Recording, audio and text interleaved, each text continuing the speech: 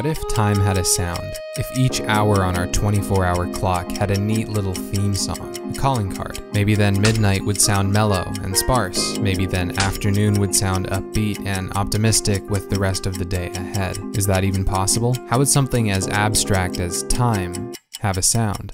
Well, one thing is certain, it's either possible or it's not. You're an idiot, it's either impossible or it's possible. That doesn't even make sense. You don't even make sense. Animal Crossing OST, The Sound of Time, or is it? Animal Crossing is a Nintendo game where you collect bugs and talk to your animal neighbors and pay your mortgage. That's not even a joke. The game, however, has an in-game clock that follows the clock of the real world and follows along with the seasons. To drive that point home, Nintendo hired these three people to make a soundtrack that follows the 24-hour clock, a song for 12 a.m. to 11 p.m. And it's actually pretty amazing how well the essence of time is captured in each track. Each track named after its respective time really does sound like, well, that time. I'm gonna get into why I think that is for a couple cuts, but first let's set some parameters. 1. We're gonna be using the New Leaf OST. While the original GameCube soundtrack has banger after banger, the audio quality on New Leaf is superior as it is newer. 2. Since this is gonna be dealing with some pretty abstract stuff, there is gonna be some wiggle room. And remember, this is just my interpretation. 3. We're not gonna be using science, unless you consider music theory a science, but this is a job for feelings. Even then, we're not going to go too deep into the theory because the goal here is to be accessible. To let you experience what I mean by capturing the essence of the hour, I'm going to play some clips from several hours that I've chosen, and rather than use my words, I'm going to let you feel it out first. So sit back, relax, and I'll see you in a day.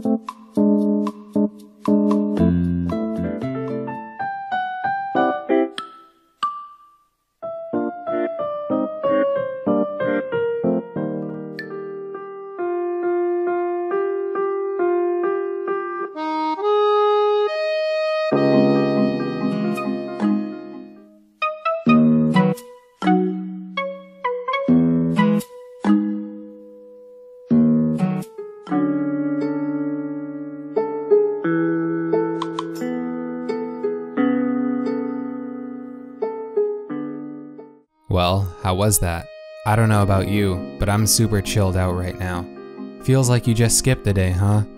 Congratulations, you missed all your deadlines. The trick here is that the essence of time is given by portraying things in the music that we associate with the night. To me, this one feels like some kind of meadow and the magic of moonlight. But why do I feel that way? For one, the composers use a really clever technique in which an instrument is used to mimic an animal, in this case a cricket. The cricket chirp is made using a vibra-slap, which is only fitting cause this cut vibra slaps. This isn't a new technique, it's been used for a while. Beethoven used it in his 6th Symphony. The emptiness of the night is conveyed through the sparse instrumentation. At most, there are only 3 instruments played at a time, and each of the layers have a lot of space to breathe. Take the percussion for instance, which is stripped down and mellow. The chords used invoke a feeling of distance and sleepiness, before the piano plays a passage in the upper register in what I'm assuming are the twinkling of the stars. All in all, it's pretty nighttime-ish, and I can definitely see this being Midnight's theme song. The song really could work for any time of the night, it's pretty loose, but I'm willing to bet you feel some nighttime influence in the context of a 24-hour clock.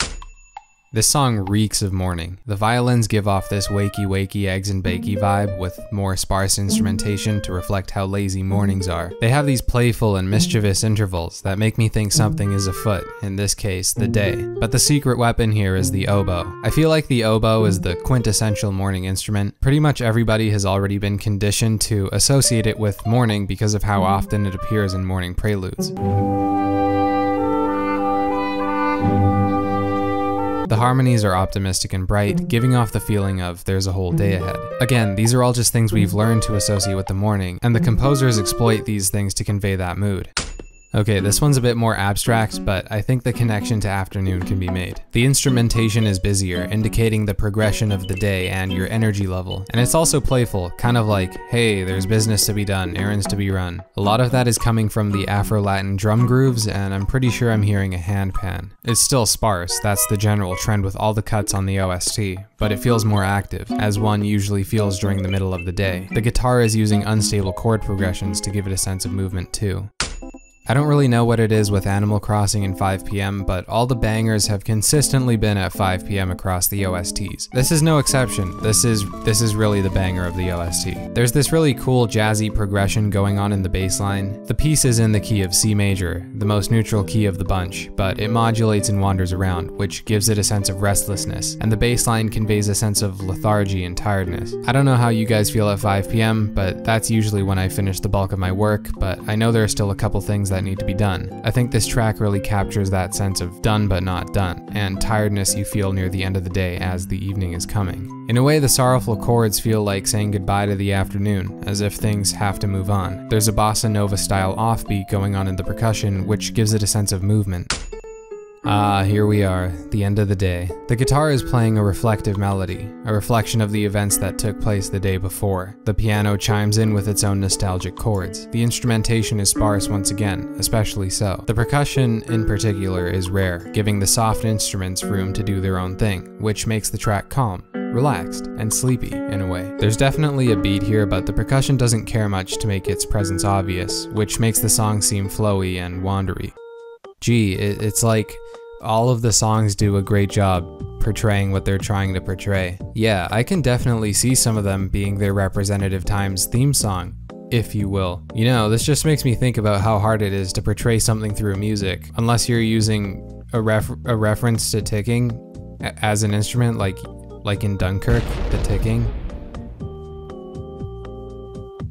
That's for cheaters though. Yeah, I mean, I feel like the composers of the Animal Crossing OST, they just kind of took things that you might associate with the time and then put that in the music to make it sound like that was, you know. Okay, bye.